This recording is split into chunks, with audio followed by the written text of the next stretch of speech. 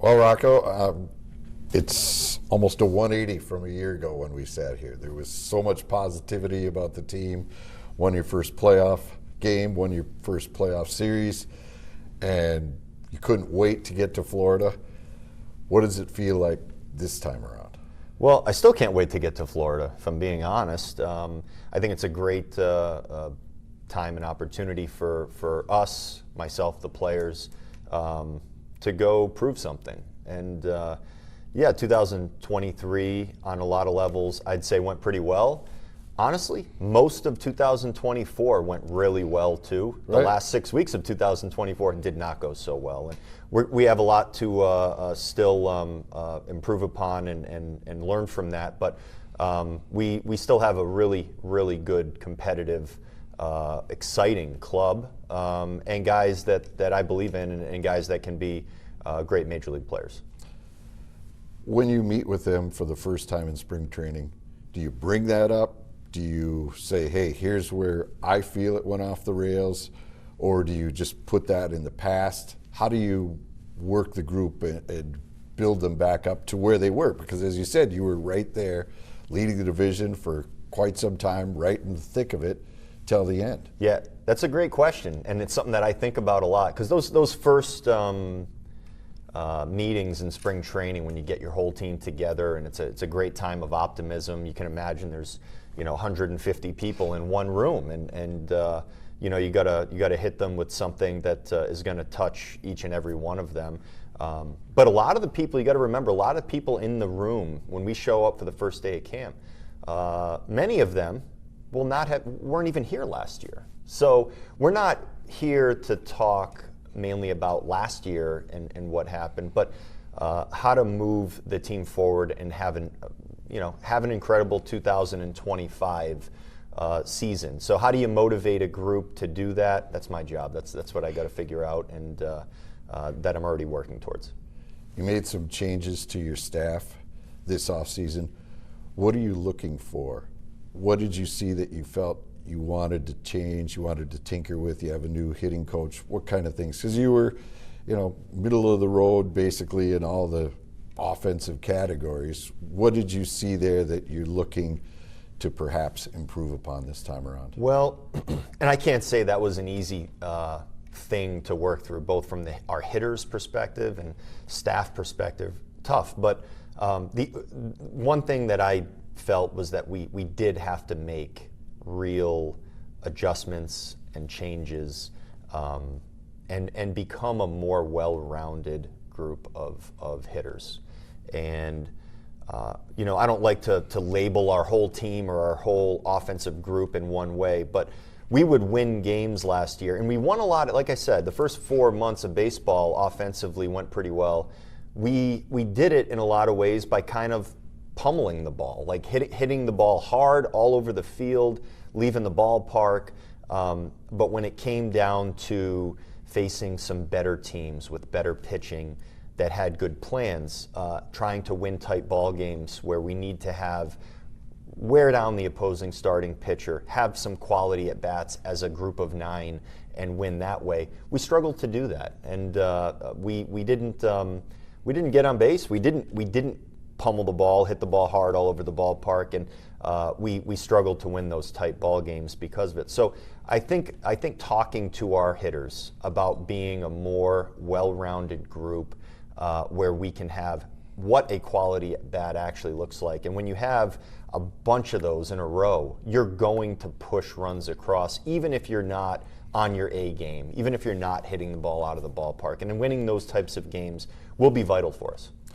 You look at stolen bases, you talked about it, I think last spring training, that you wanted to see more of it. You ended up being last in stolen bases, and that's, again, who's available to you and ideal picture of who you wanted on base at the time when that opportunity is there. But will there be more emphasis on trying to get that extra base when possible? There's always going to be emphasis, I would say, on our base running.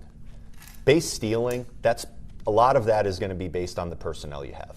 Right. You're not going to be able to steal bases if you don't have guys that have that in their skill set, that are solid average or above average runners. That's how you're going to steal bags. You can dissect that any way you want, but that's the truth of the matter. We're not going to win, hopefully, a ton of games and go to the playoffs and have a lot of success by leading the league in stolen bases, because that's not the group that we have. But we have a group that does a lot of other things well, all over the diamond. But we're talking offense right now. Right. We have guys that do.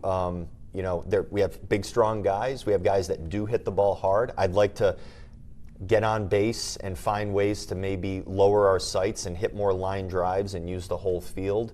I think we can do that, and we can start that now. Like, before we even get to spring training, we can start that discussion. Are there ways to improve base running as a team? Yes, there are. But the base stealing, that's kind of where we sit on that. Right. All right. You went, again, through a lot of injuries, but you have guys that were, I think if they were healthy, you would have been in a different, area at the end of the season. What do you see in Carlos Correa? What have you heard? Have you spoken to him yet, or will you see him this weekend? What do you see in Carlos as far as wanting to be the guy? Because he sat at his locker at the end of the season and he said, I think a lot of this is on me, not getting us over the finish line. Well, he's a professional.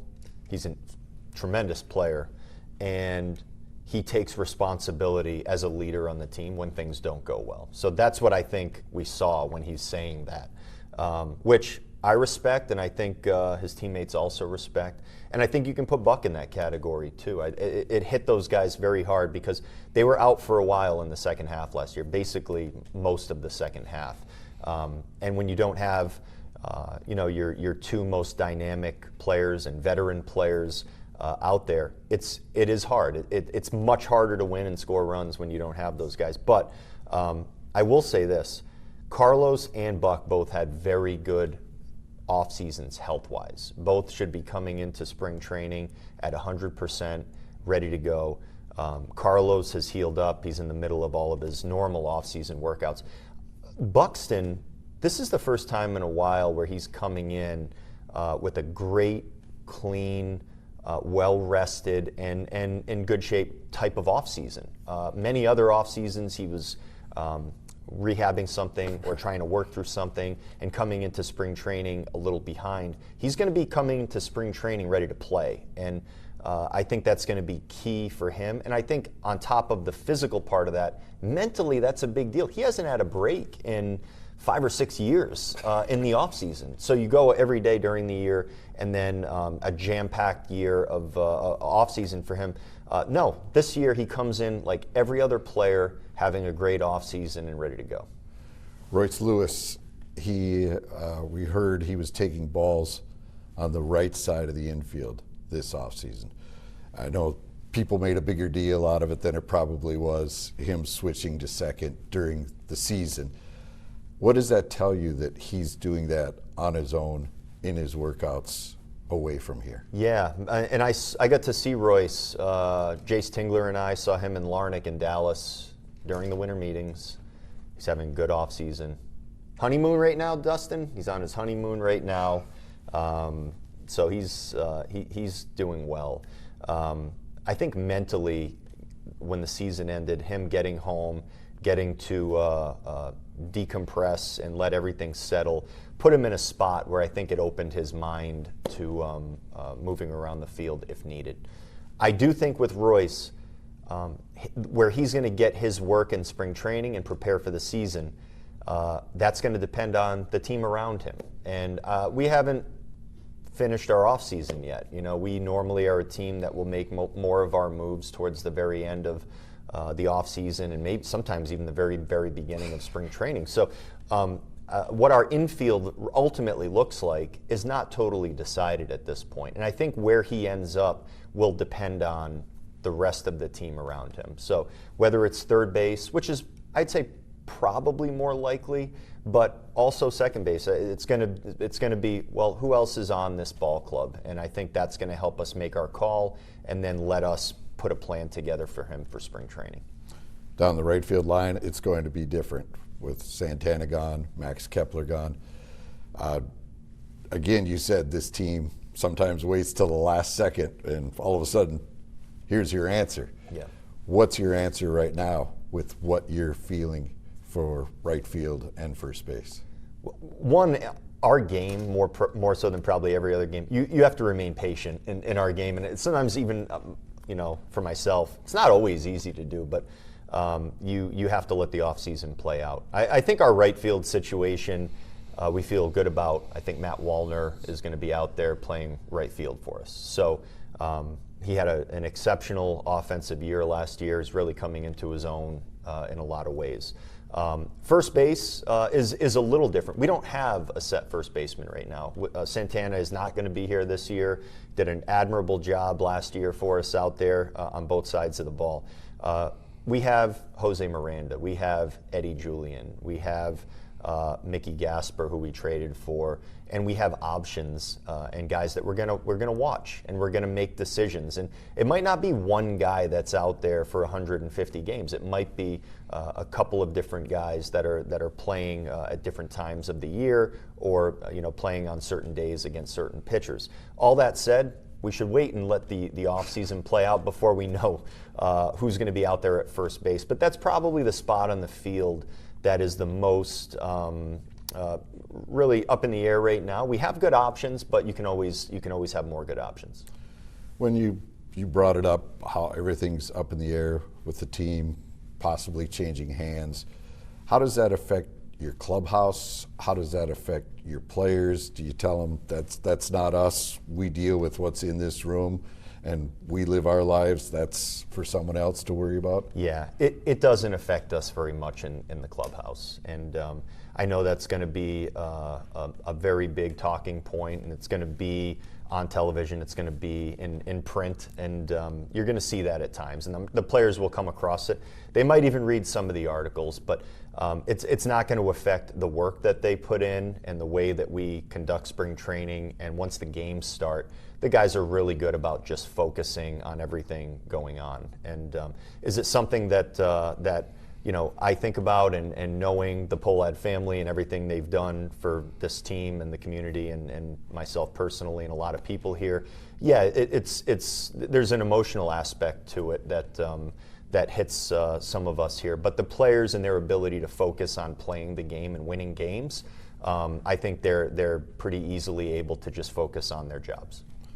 Speaking of the Pohlads, they gave you a vote of confidence last year at the end.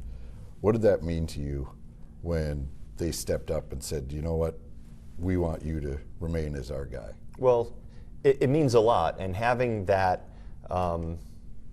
said, they don't owe that to me or to anyone. But when you do hear that, and when Joe goes out of his way to say something like that, it allows you to refocus all of your attention on just doing the best possible job you can for the club and for the area. And again, I feel very fortunate to have a family that has backed me from day one here as the manager, but they really back everybody here.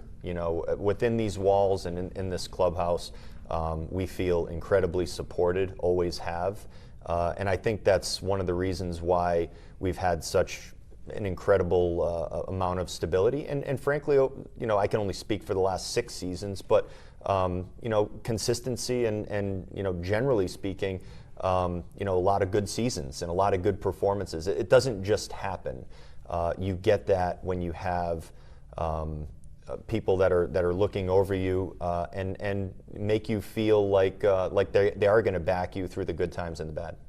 Yeah, it's pretty incredible. I mean, baseball is such a mind game, almost more than your physical attributes. If you don't come to the ballpark with the right mindset, or you're approaching the bat with the right mindset, you can't accomplish it.